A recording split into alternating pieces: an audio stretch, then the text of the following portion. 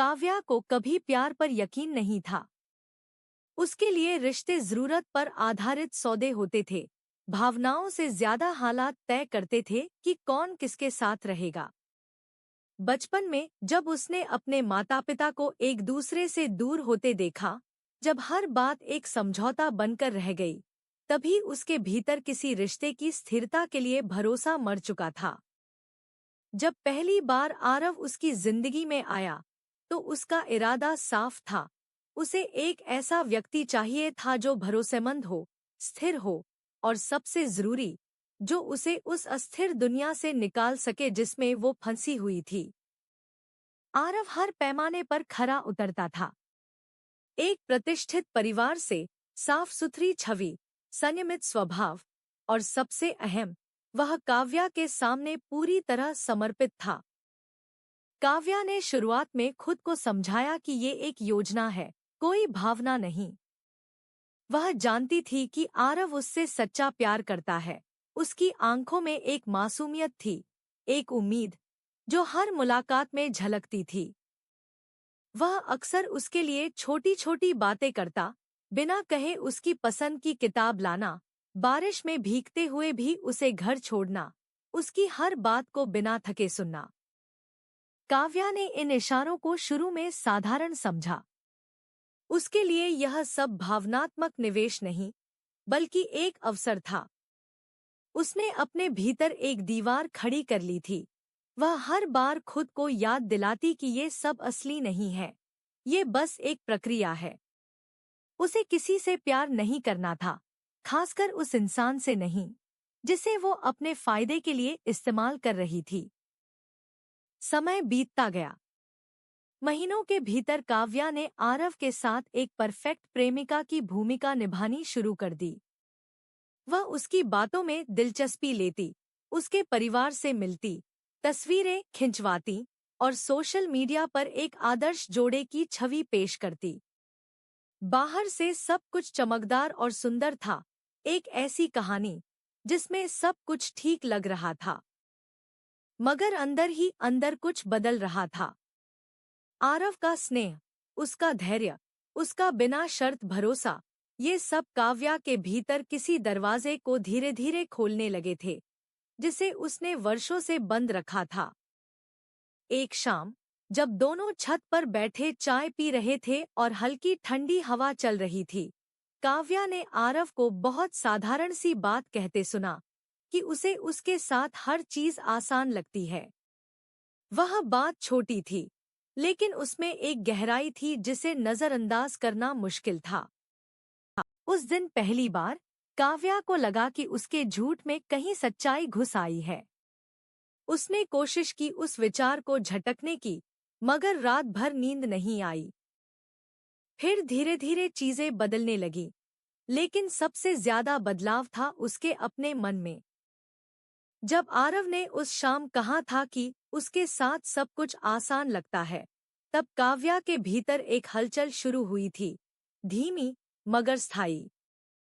ये वो वाक्य था जिसे कोई और कहता तो शायद वो अनसुना कर देती, मगर आरव के शब्दों में जो सच्चाई थी, वह उसे भीतर तक चीर गई। पहली बार काव्या ने खुद को आरव के सामने नंगेपन के करीब महसूस किया, भावनात्मक रूप से, और ये एहसास उसे डरा गया। उसने जीवन भर खुद को एक कवच में समेट कर रखा था, क्योंकि वह जानती थी कि रिश्ते अक्सर धोखा देते हैं, कि प्यार एक भ्रम है, एक चकाचौंध जिसमें डूबकर लोग खुद को खो बैठते हैं। मगर आरव के साथ बीते हर पल ने उस भ्रम की दीवारों को थोड़ा थोड़ा करके तोड़ना शुरू कर दिया था। वो अब उन दिनों को याद करने लगी थी जब उसने पहली बार आरव से झूठ बोला था। उसके शौक, उसका परिवार, उसके भविष्य की योजनाएं, सब कुछ कल्पना थी। वह खुद को उन झूठों के पीछे छिपा रही थी, जैसे कोई बच्चा डर से अपनी आंखें बंद कर लेता है। लेकिन अब वो झूठ बोझ बन गए थे। हर बार जब आरव उसे ईमानदारी से देखता, उसके लिए कुछ करता या बस साथ बैठकर चुप रहता, काव्या को लगता जैसे वो उसका सबसे बड़ा अपराधी है। और यह अपराध बोध अब केवल एक डर नहीं रहा, यह एक भावनात्मक संघर्ष बन चुका था जो उसे हर दिन भीतर से खोखला कर रहा था। फिर एक रात उसने खुद से पूछा, अगर वह झूठ नहीं बोलती, अगर वह आरव को अपनी सच्चाई बताती, तो क्या वह अब भी उसे वैसे ही चाहता? उस सवाल का कोई स्पष्ट उत्तर नहीं था, लेकिन इतना तय था, उसे अब कुछ बदलना होगा। या तो सब कुछ खत्म करके निकल जाना होगा, या फिर सब कुछ सच कहकर खुद को सामने रखना होगा, चाहे जो भी अंजाम हो। इसी उधेड़बुन में कुछ दिन बीते, और फिर एक दोपहर, जब बारिश की बूंदें खिड़की से टकरा रही थी और बाहर हल्का कोहरा था, काव्या को आरव की एक चिट्ठी मिली। हाथ से लिखी गई थी, धीमे सरल अक्षरों में।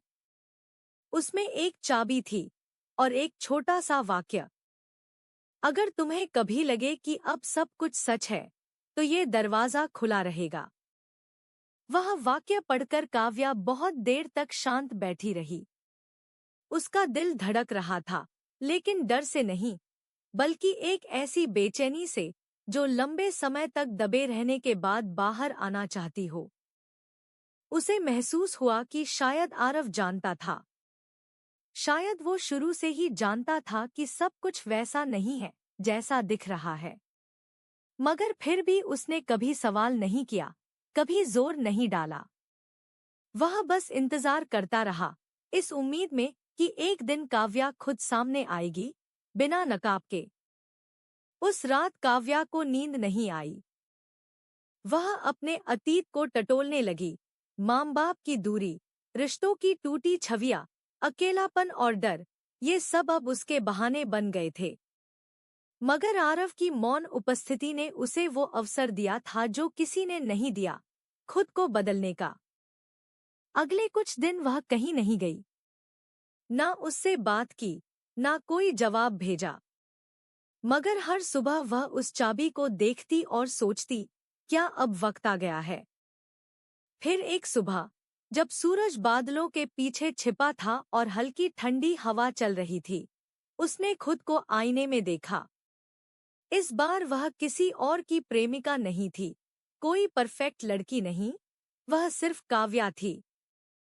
सच्ची, अधूरी, लेकिन अब झूठ से मुक्त होने को तैयार। वह सीधे उसी पते पर पहुंची जो चिट्ठी के लिफाफे पर लिखा था।